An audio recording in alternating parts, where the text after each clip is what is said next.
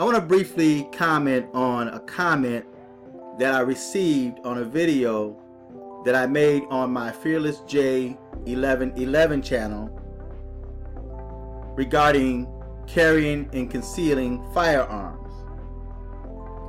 And this is a question that I receive quite often from other brown men. The comment was, so you can just walk in unhindered with your firearm concealed under your shirt, etc. And then he have a puzzle emoji. Now this comment was an offset of his original comment where he questioned the fact that I go to the casino carrying concealing. And my answer to that was, I'm sure that they are full aware that there's a lot of people in there with a lot of money.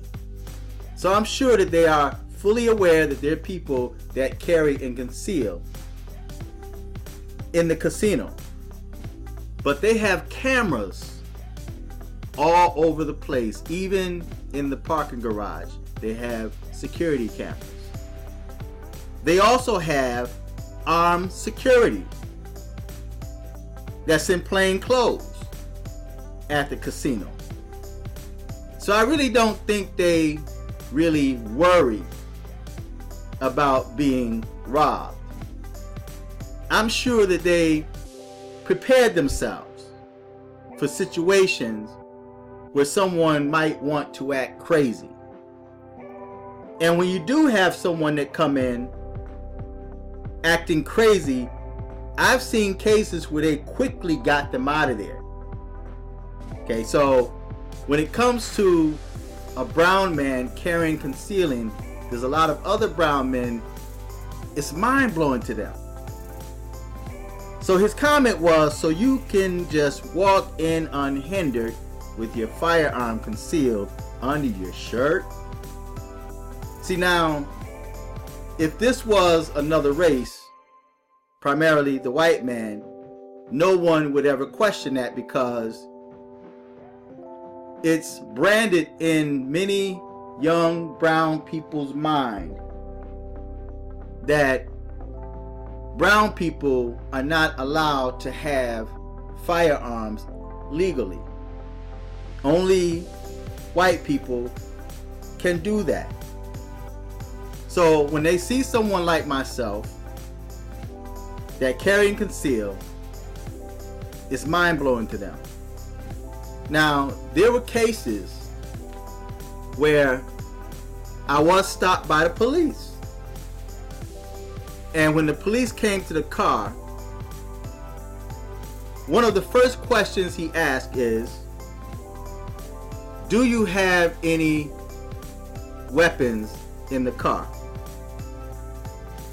And I say to him, yes. Now, in many cases where I've seen brown men clash with police, and they say the brown man is legally concealing, but many cases I've seen where the brown man, because of the fact that he felt he was legal in carrying concealing, he had an attitude with the police. Now, there are racist cops out there, and there are cops out there that target black people or brown people. But it's really how you handle yourself. He's the one with the badge. You both may have a firearm, but he's representing the law. So if you're carrying and concealing, although you're legal, you still have to present yourself where the cop does not feel threatened by you. Now, it's okay to think what you want. We can have our own mind. We know when we are being targeted. But yet, it's still left how you handle yourself. Now, when I got stopped, I made sure my hands were on the steering wheel where he can see it. And I knew I had no priors. There were no warrants out for me. Nothing. My paperwork was in order. So when the cops stopped me, in most cases, I'll ask questions. Is there a reason why you stopped me? And then you had a light out, or you were going over the speed limit. And I usually know when I'm over the speed limit. Okay, so he might be right, because I do speed at times, right? So I don't say nothing. When he asked me if there's any firearms or weapons in my car, I say yes, yes there are. And he'll say, where are they? It's under my seat, or it's on my waist. The cop says, okay, well, I'm gonna have to ask you to step out, right? He said, do you have a permit? Yes, I do. And he says, okay, so I'll get the permit if he permits it, or I'll let him get it, right? I'll let him go. I'll let him do his job. I don't try to argue with the man. I don't try to challenge him with the law. I don't throw the race card. You stopped me because I'm black, and if this was a white man, you know, you would have done this, you wouldn't have done that. I don't do none of that stuff, man, because I'm just going about my business, and I want to let him go about his own business. So when he stopped me, I give him everything he wanted to know, right? So, okay, step out the car. I know you have a permit. After I show him my permit, he's okay, I know you have a permit. I'm just gonna have to ask you to step out the car for my safety. So, no problem. I'll get out the car. I let him do his job. He pat me down, right? He secured my firearm. He unloaded, right? And when he's done doing what he do, usually I don't get a ticket. 9 times out of 10, I don't get a ticket. He'll go back to his car, check out my paperwork. He'll come back. He'll give me back my firearm, but he'll take the rounds and put them in the trunk. So he separates the firearm and the rounds. So he gave me back my gun, but he put the rounds in the trunk. So give me back my firearm. He come back. He said, okay, well, have a nice day. He go on about his business. There's no trouble. When I speak to him with respect, unless of course he disrespects me, and then my voice may elevate a little bit, but I'm still respectful, because I'm not giving them any type of ammunition to use against me, especially when you're legally carrying and concealing. So I can think of only twice since I've been carrying, and that's been since the 80s, the early 80s. So since I've been carrying concealing since the 80s, I've only had 2 incidents where the cop asked me if I had any weapons in the car, and I said yes, and then I let him do his job. He wasn't disrespectful to me. I wasn't disrespectful to him, right? I gave him what he wanted. He checked out my paperwork. He let me go. Although I was in the wrong, I was speeding, he still let me go. And I had no problems with him. So I think a lot of cases where you find where not just brown men, but white men as well, when you see cases, man, like where it gets violent, or the cop, end up tasing the person, it's because their mouth, man, they become very defensive. And if I was a cop in their position, I'd be on alert as well. I'd wonder, why are you so nervous, man? What's the problem? What do you have against me? I haven't done nothing to you. I'm just doing my job. All I did, you were going over the speed limit, you had a light out, whatever.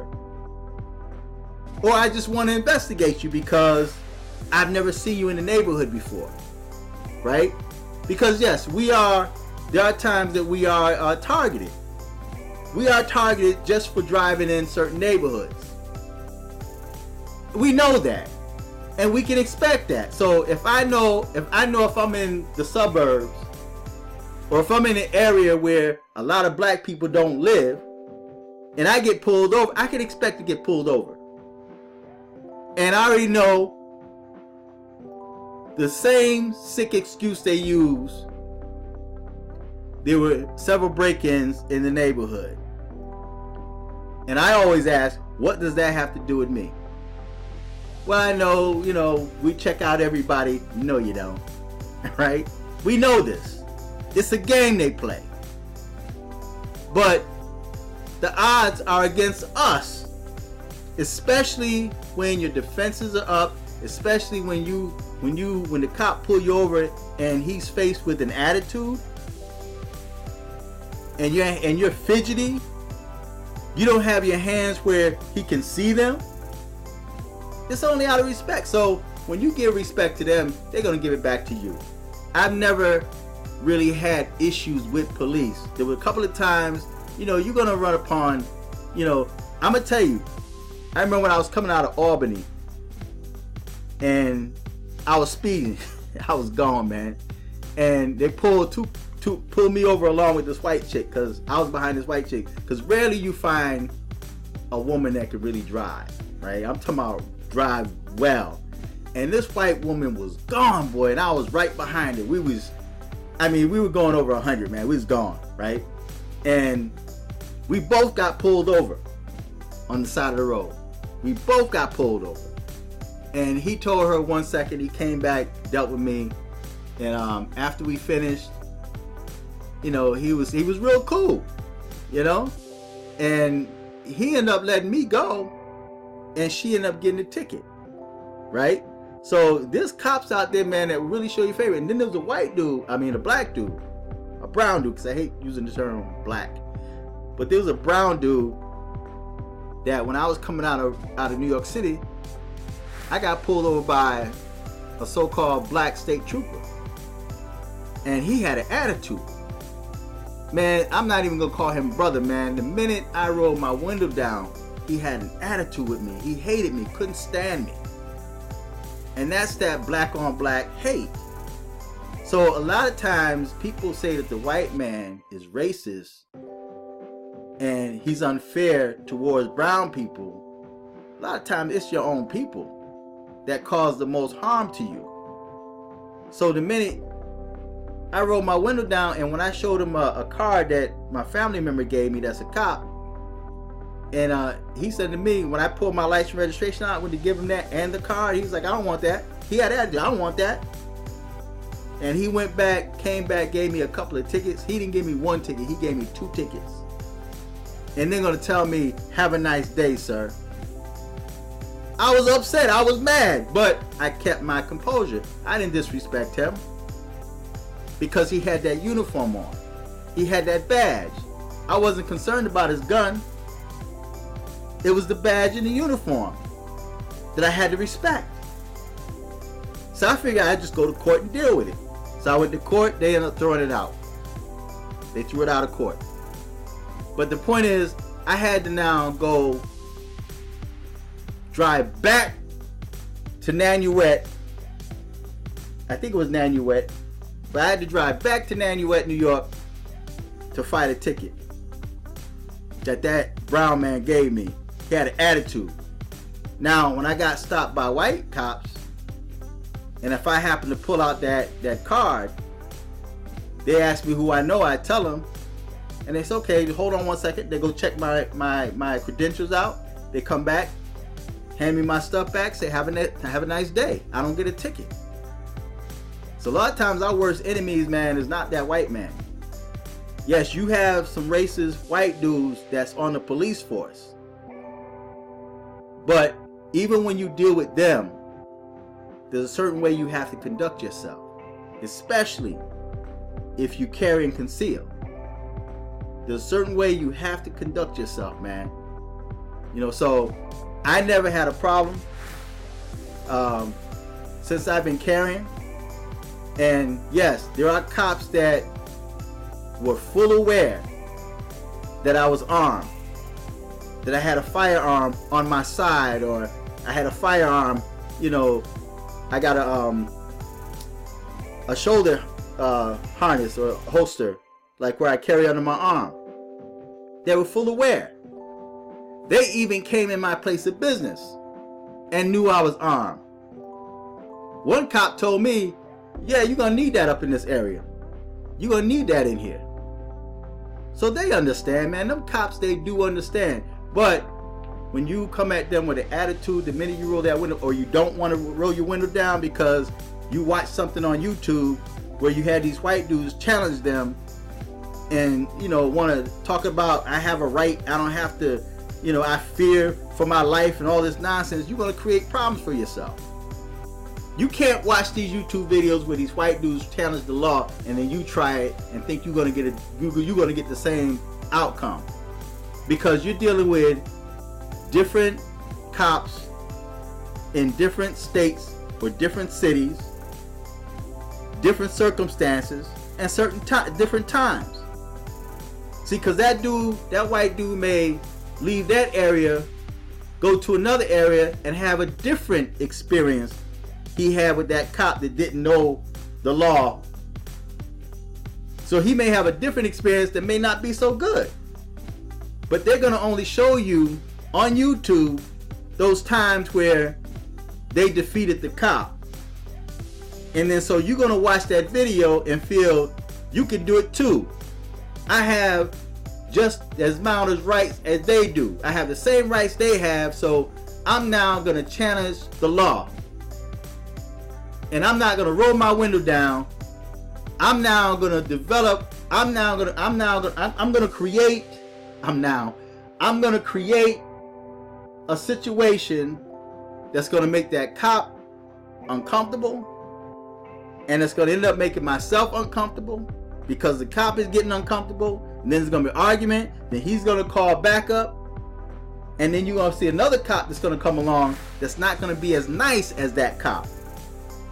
And he might just snatch you out of your car. Now, if you got your girl in the car, you got your children in the car, now you're going to bring havoc upon them. Now they have to fear.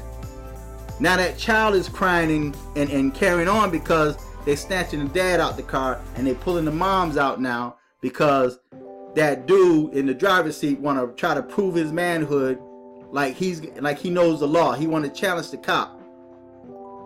So a lot of times when you see brothers, man, that, you know, get in trouble with law, it's because they run in their mouth, man. They don't know how to just let that man do his job and go about his business. My thing is, like, if you're going to give me a ticket and let me go about my way. I'll just go to court and fight it. I'm not going to plead, you know, guilty to it. I'm going to go to the court and fight it. Yeah, it's a pain in the butt. And it's wasting your time, but at the same time, I'd rather do that than to end up with some type of argument and fight with this cop. And now I'm behind bars because he's got that badge and that uniform, and now I lose my carry and conceal permit. All right. So yes, I can just walk in unhindered with my firearm concealed under my shirt. I can do that because I am also a so-called citizen of the United States. Now, there were videos I made where I questioned if we were citizens just because of how our ancestors came on the shores, or we were already here. But I question that if we are really citizens because we were brought against our will, or our ancestors were brought against their will. But since they say we citizens, I have the same rights and privileges as anyone else. I also have the right and privilege to act right, to do the right thing. Am I perfect? No. Is that cop that pulled me over, is he perfect? No. He might have just had a bad experience with another motorist that looked like me. So now he's going to take that aggression out on me, but I still have a responsibility to answer his questions and give him what he asked for. Can I see your license and registration? Yes, you can. And I usually just don't reach for anything, especially after I just told him I had a firearm. I don't just reach. My hand is right up on the steering wheel, and then I said, "Now, you know, it's in the glove compartment. You don't mind if I get it, do you?" He said, "No, go right ahead." And then I'll joke with him and say, I'm moving slowly. My hands are going. And not 10 times out of 10, he start laughing. It breaks the ice. You know, because he's not my enemy. I'm not his enemy. So I'll get my license registration, give it to him, put my hands right back where you can see him, and he'll say, just hold tight. Or if I got my firearm, he'll, you know, have me get out the car. He don't have his hands on his gun. He's not ready to shoot me. I'll get out, let him pat me down. He'll take my firearm until after he finished, you know, running my paperwork. And like I said, he'd come back, give me back my gun, and I'll be about my way. Nobody got hurt. Nobody died.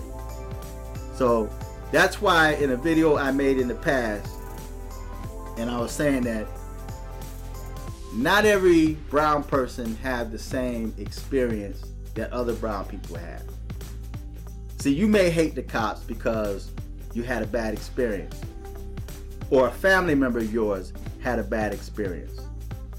I, on the other hand, might not have had that experience. So I'm going to look at cops different than you look at cops, right? We're not all the same. And we don't have the same experiences in life. The experiences that we have and we create in life is how we act toward law enforcement when they pull us over. Yes, I dealt with racist cops before. And I even shared a story when they pulled me over wrongfully. And then they learned who my family member was. Then they like, have a good day.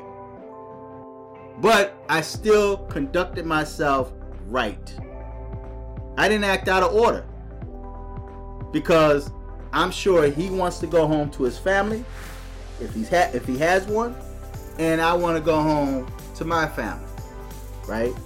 So with two men, you're not above me. You have a gun, you have a badge, you have a uniform, right? We both got guns. I'm sure you want to feel safe. I want to feel safe too. You ask me to step out the car, I'm not gonna sit there and say, why?